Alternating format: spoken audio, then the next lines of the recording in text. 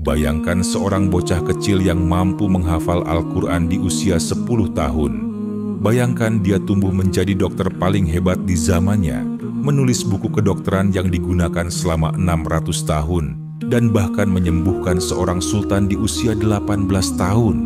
Tapi kisahnya tidak berakhir di sana. Dia harus melarikan diri, menghadapi pengkhianatan, bahkan dipenjara. Inilah kisah menakjubkan tentang Ibnu Sina, jenius Muslim yang mengubah dunia.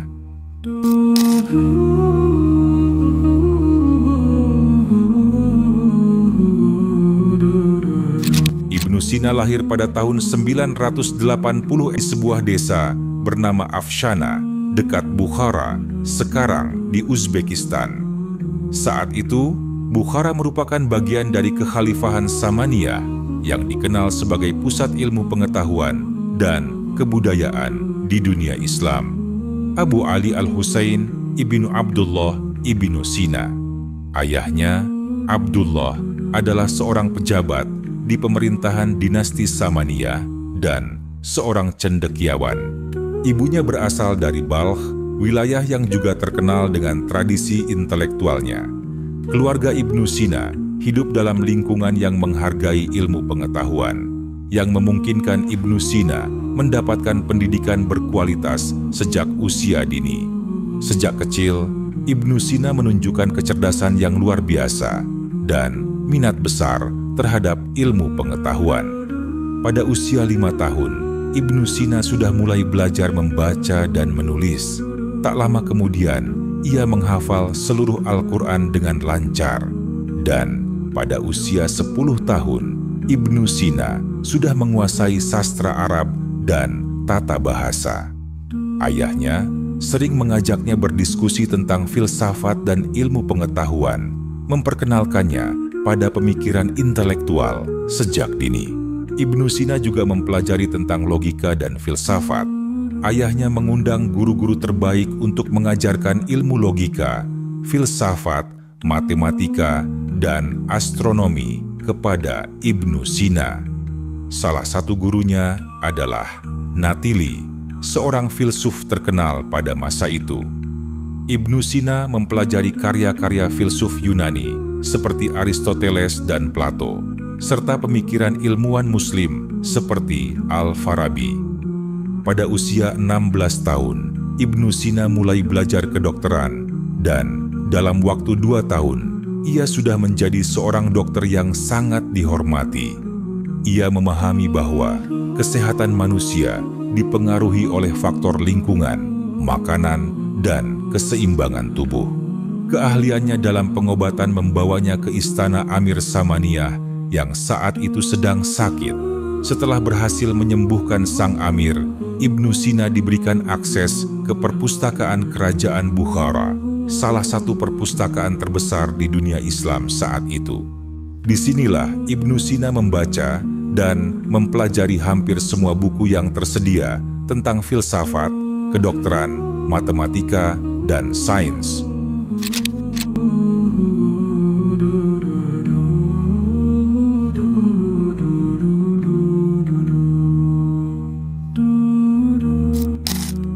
Setelah menyelesaikan pendidikan dasar dan menjadi dokter terkenal di usia muda, Ibnu Sina memasuki fase baru dalam hidupnya. Ia mulai mengembara, menghadapi tantangan politik, dan menulis karya-karya besar yang mengubah sejarah ilmu pengetahuan. Pada akhir abad ke-10, dinasti Samaniyah yang telah melindungi Ibnu Sina selama masa mudanya mengalami kehancuran akibat serangan dari dinasti Ghaznawiyah. Pada tahun 999 Masehi, Bukhara ditaklukkan oleh Mahmud dari Ghazni. Karena itu Ibnu Sina kehilangan akses ke perpustakaan kerajaan Bukhara yang menjadi sumber utama pendidikannya. Tanpa perlindungan politik, ia terpaksa meninggalkan Bukhara dan memulai perjalanan ke berbagai wilayah Persia. Ibnu Sina kemudian mengembara ke beberapa kota besar yang saat itu menjadi pusat ilmu pengetahuan, seperti Gurganj, Rai, dan Hamadan. Isfahan. Pada tahun 1012, Ibnu Sina tiba di Rai dan kemudian menuju Hamadan, salah satu pusat politik penting di Persia. Di Hamadan, ia bekerja sebagai dokter pribadi Amir Syams al-Daulah, penguasa kota tersebut. Karena kecerdasannya, ia diangkat menjadi menteri, tetapi posisinya membuatnya banyak musuh. Para ulama konservatif di Hamadan menentang filsafat dan pemikirannya yang rasional. Setelah Amir Syams al-Daulah wafat, Ibnu Sina ditangkap dan dipenjara oleh penerusnya karena dianggap terlalu berpengaruh. Di dalam penjara, ia tetap menulis dan mengembangkan gagasannya. Dengan bantuan teman-temannya, Ibnu Sina berhasil melarikan diri dari penjara di Hamadan dan mencari perlindungan di Isfahan. Pada masa keemasan di Isfahan, 1015 sampai 1030 Masehi, di bawah perlindungan Sultan Ala al-Daulah. Di Isfahan, Ibnu Sina diterima oleh Sultan Ala al-Daulah, seorang penguasa yang mendukung ilmu pengetahuan. Ia diberi kebebasan untuk mengajar, menulis, dan melakukan penelitian ilmiah. Selama periode ini, Ibnu Sina menghasilkan karya-karya terbesar dalam sejarah ilmu pengetahuan, termasuk Al-Qanun fi al-Tib, The Canon of Medicine, ensiklopedia kedokteran yang menjadi standar di Universitas Eropa hingga abad ke-17, kitab Al-Shifa, The Book of Healing, karya monumental tentang filsafat, logika, fisika, dan astronomi, kitab An-Najat, The Book of Salvation, buku yang merangkum pemikirannya tentang metafisika dan jiwa manusia. Ibnu Sina juga melakukan eksperimen tentang cahaya, gerak, dan perhitungan bintang-bintang. Ia memperbaiki beberapa teori Ptolemei tentang pergerakan planet.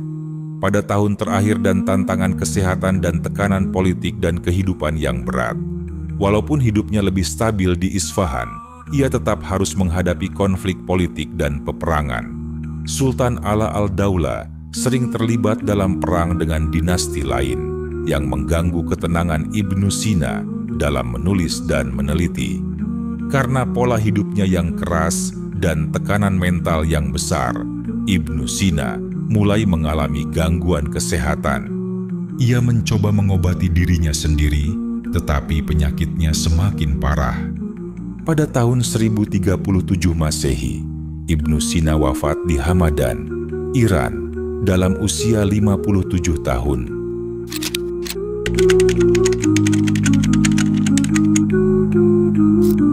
Ibnu Sina tidak hanya dikenal sebagai seorang dokter, tetapi juga sebagai bapak kedokteran modern. Karyanya, terutama Al-Qanun fi al-Tib, The Canon of Medicine, menjadi buku standar kedokteran selama lebih dari 600 tahun, baik di dunia Islam maupun Eropa. Selain itu, kontribusinya dalam sains, fisika, dan filsafat menginspirasi ilmuwan setelahnya, termasuk ilmuwan Renaissance seperti Leonardo da Vinci dan Isaac Newton. Karya Al-Qanun fi al-Tib, The Canon of Medicine, revolusi kedokteran dunia, ensiklopedia kedokteran terbesar pada zamannya. Ditulis dalam 5 volume, membahas anatomi, fisiologi, farmakologi, diagnosis, dan pengobatan. Menggabungkan pengetahuan dari Yunani, India, Persia, dan dunia Islam dalam satu sistem medis yang terpadu.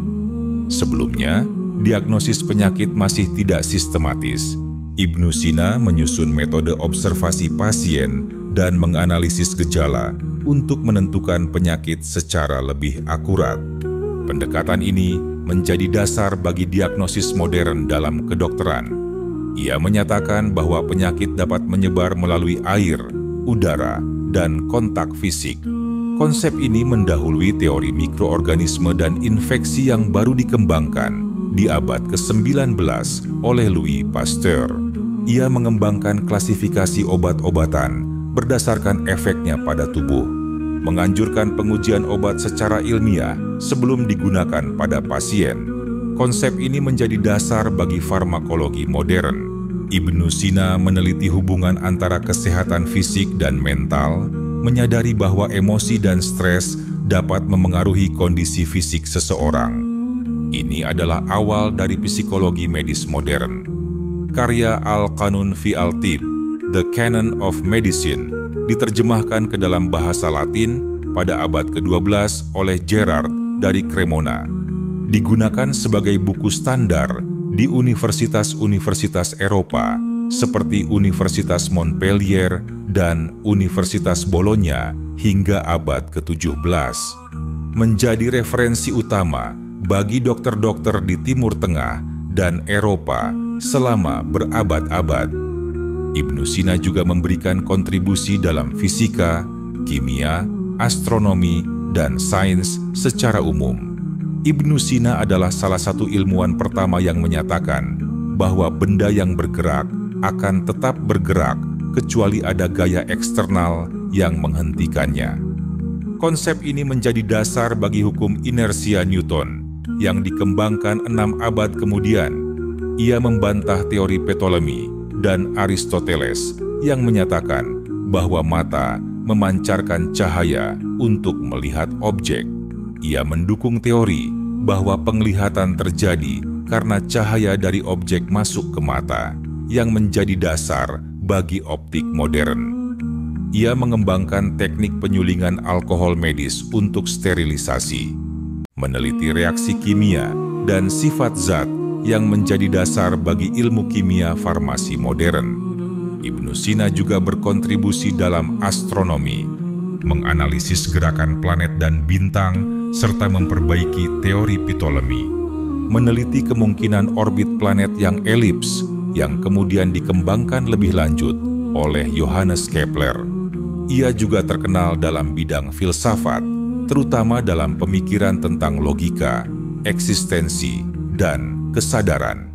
Ia percaya bahwa akal dan eksperimen adalah alat utama untuk memahami dunia. Pandangannya menginspirasi perkembangan metode ilmiah modern yang kemudian dikembangkan oleh Francis Bacon dan René Descartes. Ibnu Sina menjelaskan teori tentang kesadaran manusia dan hubungan antara jiwa dan tubuh. Teorinya menjadi inspirasi bagi pemikiran filosof barat seperti Thomas Aquinas. Pemikiran Ibnu Sina mempengaruhi ilmuwan Muslim dan Eropa. Pemikirannya diterjemahkan ke dalam bahasa Latin dan dipelajari di universitas-universitas Eropa. Ia menjadi jembatan antara filsafat Yunani dan ilmu pengetahuan Islam yang kemudian diteruskan ke dunia Barat.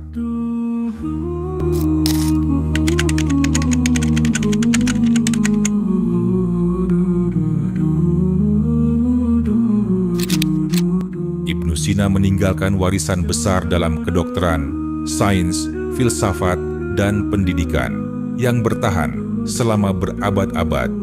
Pemikirannya tidak hanya mempengaruhi dunia Islam, tetapi juga dunia Barat, termasuk Eropa selama Renaissance. Hingga hari ini, kontribusinya masih menjadi fondasi bagi banyak bidang ilmu pengetahuan modern. Al-Qanun fi al-Tibb. Kitab ini menjadi referensi utama dalam dunia kedokteran selama lebih dari 600 tahun. Digunakan di universitas-universitas Eropa seperti di Montpellier, Bologna, dan Paris hingga abad ke-17. Merintis metode diagnostik berbasis gejala, konsep penyakit menular, dan farmakologi modern. Ia meninggalkan warisan dalam ilmu fisika dan astronomi. Ibnu Sina merumuskan konsep inersia yang menyatakan bahwa benda yang bergerak akan terus bergerak kecuali ada gaya yang menghentikannya. Konsep ini kemudian disempurnakan oleh Isaac Newton dalam hukum pertama Newton. Ibnu Sina berkontribusi dalam astronomi, memperbaiki model astronomi Ptolemei dengan gagasan tentang orbit planet yang tidak sempurna. Penelitiannya menginspirasi ilmuwan seperti Johannes Kepler dalam hukum pergerakan planet. Ibnu Sina mengembangkan pemikiran Aristoteles dan Plato dengan pendekatan rasionalisme Islam. memengaruhi pemikir Muslim seperti Al-Ghazali dan Ibn Rushd. Karya-karyanya dalam filsafat diterjemahkan ke dalam bahasa Latin oleh Gundi Salinus dan Gerard dari Cremona.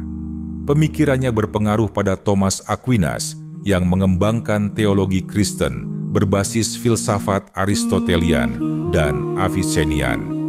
Ibnu Sina mengembangkan teori tentang kesadaran dan hubungan antara jiwa dan tubuh yang menjadi dasar bagi studi psikologi modern.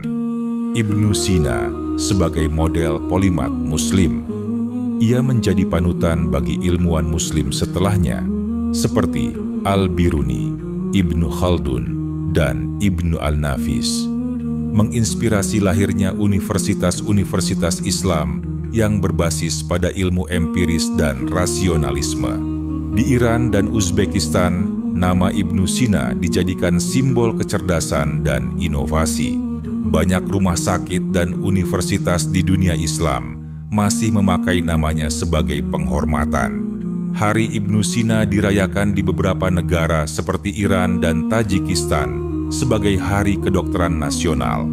Patung dan monumen Ibnu Sina dapat ditemukan di Paris, Tehran, dan Dushanbe.